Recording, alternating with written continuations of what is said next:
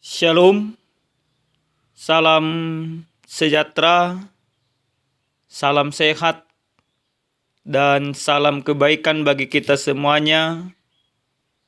Jemaat Tuhan yang terkasih di dalam Kristus Yesus, dimanapun kita berada. Mari kita mempersiapkan hati dan pikiran untuk menyambut kebenaran firman Tuhan pada saat ini. Kita bersatu dalam doa. Syukur bagimu ya Tuhan Allah Bapa kami, Allah yang maha baik, untuk kebaikan Tuhan, kemurahan Tuhan yang kami terima hingga pada saat ini. Sebentar Tuhan kami akan mendengarkan firman-Mu. Biarlah kiranya Tuhan memberkati kami hingga kami mengerti firman Tuhan. Dalam nama Yesus kami berdoa. Amin. Jemaat yang terkasih di dalam Tuhan kita Yesus Kristus, adapun sabda Tuhan yang menjadi renungan kita pada saat ini tertulis dalam kitab Amsal pasal 9 ayat 1 sampai dengan ayat yang ke-6. Demikian firman Tuhan. Hikmat telah mendirikan rumahnya, menegakkan ketujuh tiangnya, memotong ternak sembelihannya, mencampur anggurnya, dan menyediakan hidangannya. Pelayan-pelayan perempuan telah disuruhnya berseru-seru di atas tempat-tempat yang tinggi di kota. Siapa yang tak berpengalaman, singgahlah kemari. Dan kepada yang tidak berakal budi katanya, marilah, makanlah rotiku dan minumlah anggur yang telah kucampur. Buanglah kebodohan, maka kamu akan hidup. Dan ikutilah jalan pengertian. Demikian pembacaan kebenaran firman Tuhan. Jemaat yang terkasih di dalam Tuhan kita Yesus Kristus, dalam dunia ini ada dua sisi yang selalu kontras atau yang selalu bertentangan. Yang baik pasti bertentangan dengan yang jahat. Kekayaan pasti bertentangan dengan kemiskinan. Kejujuran bertentangan dengan kebohongan. Keadilan bertentangan dengan ketidakadilan.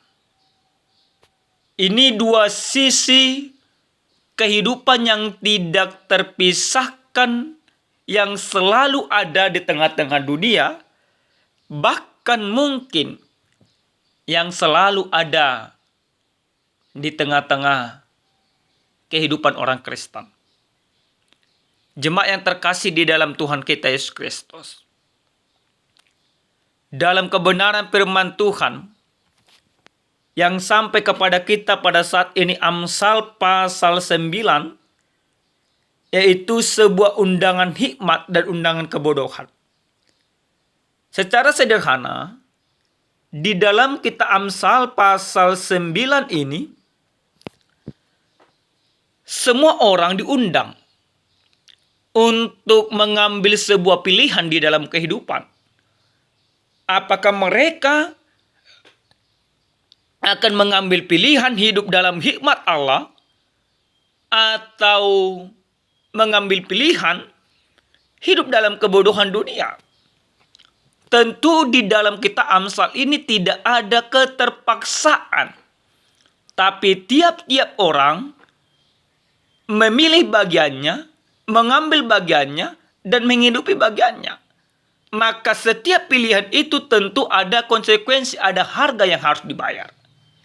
Ketika kita memilih hikmat yang daripada Tuhan, maka yang pasti kita akan hidup dalam tuntunan dan kasih serta penyertaan Tuhan. Tapi ketika kita hidup di dalam kebodohan, memilih kebodohan, maka kita akan hancur oleh kebodohan itu sendiri. Nah, jemaat Tuhan yang terkasih di dalam Tuhan kita Yesus Kristus, dikatakan dalam ayat yang pertama, hikmat telah mendirikan rumahnya, menegakkan ketujuh tiangnya, memotong ternak sembelihannya, mencampur anggurnya, dan menyediakan hidangannya. Inilah hikmat yang memberikan sukacita, yang mempertimbangkan segala sesuatunya, yang merujuk kepada sebuah kebenaran dan kebaikan. Nah, hikmat daripada Allah tentu tidak akan pernah mengecewakan orang-orang yang memilihnya. Hikmat daripada Allah akan senantiasa seperti orang yang masuk ke dalam sebuah perjamuan makan, dia akan kenyang. Hikmat daripada Allah tidak akan pernah habis. Hikmat daripada Allah tidak akan pernah sirna. Karena apa? Karena sang hikmat itu sendiri adalah Allah. Maka kasih Allah kepada setiap orang yang mau percaya kepadanya tidak akan dikecewakan oleh Allah. Akan tetapi, setiap orang yang tidak mau mengambil hikmat Allah, dia akan kehabisan atau dia akan mendapatkan sebuah kebinasaan. Jemaat yang terkasih di dalam Tuhan kita Yesus Kristus, dalam tema khotbah kita yang sampai kepada kita pada saat ini, dikatakan membuang kebodohan dan mengikuti jalan pengertian. Apa yang boleh kita lihat, apa yang boleh kita imani, dan apa yang boleh kita kerjakan dari kebenaran firman Tuhan ini di dalam kehidupan kita. Yang pertama sekali, firman ini mau mengajak kita supaya kita membuang segala kebodohan. Membuang kebodohan berarti Bapak Ibu di sana mau diajarkan jangan pernah kita berkolaborasi atau jangan pernah kita mengikuti jalan-jalan kebodohan. Kebodohan itu yaitu bagaimana hawa nafsu tidak terkendali, bagaimana pikiran yang tidak benar, bagaimana pekerjaan-pekerjaan yang dapat menyesatkan yang hanya membuat kesenangan semata. Ini merupakan kebodohan-kebodohan dunia. Bahkan kebodohan terbesar ketika kita tidak mau percaya kepada Yesus Kristus. Itu merupakan sebuah kebodohan terbesar. Karena apa? Ketika kita percaya kepada Yesus Kristus, ada sukacita, ada damai sejahtera, ada jaminan kehidupan yang kekal. Maka kita harus membuang segala kebodohan itu. Kita harus memilih hikmat yang daripada Allah, percaya kepada Yesus Kristus. Karena hikmat terbesar yang dipertunjukkan oleh Allah ada di dalam diri Yesus Kristus. Yang kedua, Bapak Ibu yang dikasihi Tuhan kita Yesus Kristus. Dari firman ini, kita mau diajak seperti ayat yang kelima dan keenam. Marilah makanlah rotiku dan minumlah anggur yang telah kucampur. Buanglah kebodohan, maka kamu akan hidup. Dan ikutilah jalan pengertian. Mengikuti jalan pengertian berarti kita mengikuti jalan kebenaran yang diberikan oleh Yesus Kristus. Jalan pengertian itu tidak hanya sampai kepada penambahan pengetahuan semata, tapi jalan pengertian yang dimaksudkan dalam perikop kita ini yaitu merujuk kepada Yesus Kristus. Yesus Kristuslah jalan pengertian yang menyelamatkan dunia ini, yang menyelamatkan kita. Karena Yesus Kristus adalah jalan pengertian itu yang harus kita ikuti, yang harus kita teladani, yang harus kita imani, bahkan yang harus kita hidupi, maka kita akan hidup. Bapak Ibu yang Tuhan kasih, sekarang pilihan ada di tangan kita. Apakah kita akan binasa oleh karena kebodohan dunia ini dengan segala godaannya? Kebodohan dunia yaitu di mana kita hanya menyenangi, menyukai apa yang ada di dalam dunia. Percabulan, hawa nafsu, kebohongan, fitnah, permusuhan, pertengkaran. Itu adalah yang ada di dalam dunia. Itu kebodohan dunia. Dan banyak memang Bapak Ibu yang orang suka ke sana. Kita tidak jarang melihat di tengah-tengah keluarga orang Kristen terjadi perbantahan-perbantahan yang tidak ada faedahnya.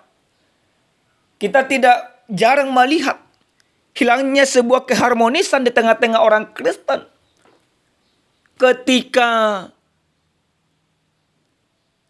di sana tidak ada kedamaian, ketika mereka tidak percaya kepada Yesus Kristus.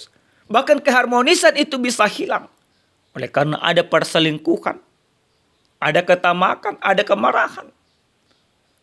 Oleh karena itu kita mau diajak lewat kebenaran firman Tuhan ini untuk mendapatkan keharmonisan yang kita inginkan, yang kita impikan di tengah-tengah kehidupan kita, di tengah-tengah rumah tangga kita.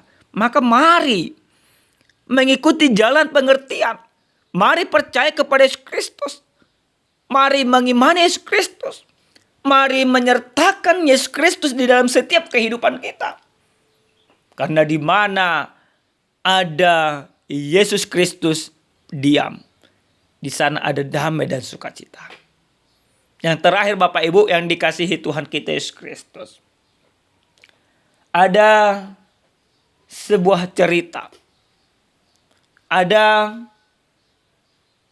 rumah tangga Kristen yang memiliki 2 orang anak. Rumah tangga ini cukup kaya.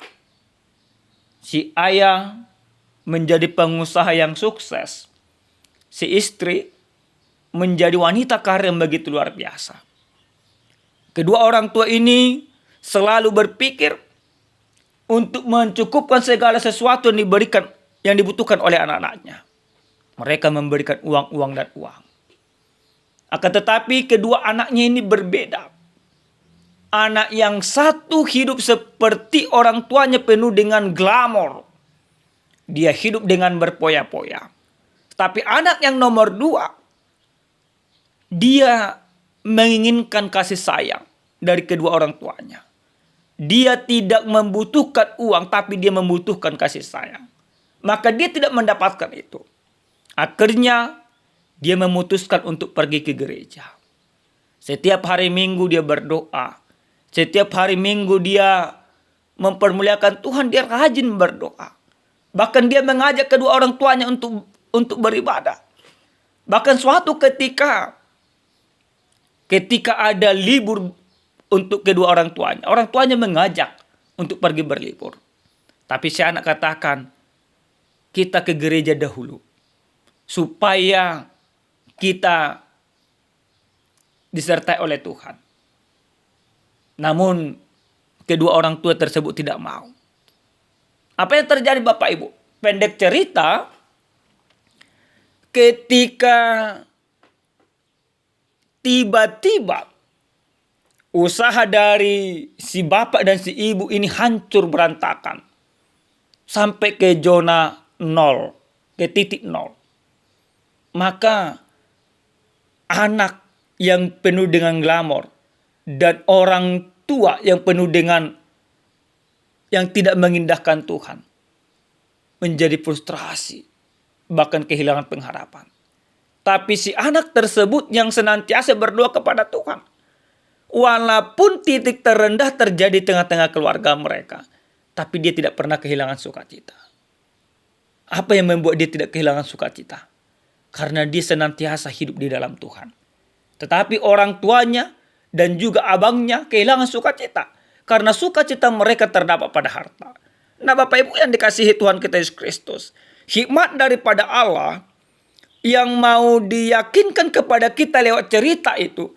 Ketika kita hidup di dalam Tuhan, entah seperti apapun kehidupan kita. Entah dalam keadaan suka ataupun dalam keadaan titik terendah sekalipun. Kita tidak pernah kehilangan sukacita. Karena apa? Sukacita tertinggi kita, yaitu ketika kita mampu tetap hidup di dalam Tuhan. Sukacita kita tidak terletak pada harta, tapi sukacita orang berhikmat terletak kepada kasih Kristus yang senantiasa menyertai kehidupannya. Amin. Kita bersatu dalam doa. Terpuji dan termulia nama-Mu ya Tuhan Allah Bapa kami, Allah yang maha baik. Untuk firman Tuhan yang sudah kami dengarkan pada saat ini. Biarlah kiranya Tuhan firman-Mu ini menjadi pedoman dalam kehidupan kami. Terima kasih Bapa, biarkan kami hidup dalam hikmat-Mu, sehingga kami tidak pernah kehilangan sukacita di dalam kehidupan kami. Dalam nama Yesus, kami berdoa dan bersyukur. Amin. Shalom Bapak Ibu, Tuhan Yesus memberkati.